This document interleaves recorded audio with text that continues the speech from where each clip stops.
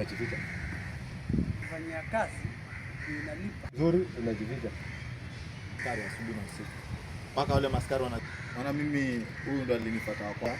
Kidogo asiende lakini sasa sisi kama ataniambia kweli nimeamua kuchange. Kaambia basi mpaka kwa sasa hii nasalimika na naomba wale wote ndio wakwaza ama ndio wakosea ndio wafanywe uhalifu wote, pia naomba nisamehe kwa moyo mmoja.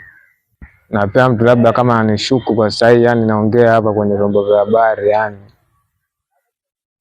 na viongozi hapa hapo, naomba kujiuzulu kwa moyo wangu mmoja, sio katika wale terrorists sijui wala anaitwaje, yani mapanga yale kwa sasa hii simu. Nimeamua nibadilike kwa sababu nimeona nafaa niona maisha mbeleni na nijenga maisha yangu kama mtu anayetegemewa katika jamii. Na ningependa kuambia vijana wenzangu, huku tulikokuja ni salama, na ukijisalimisha hausumbuliwi na yoyote na unaachwa huru uendelee na maisha yako.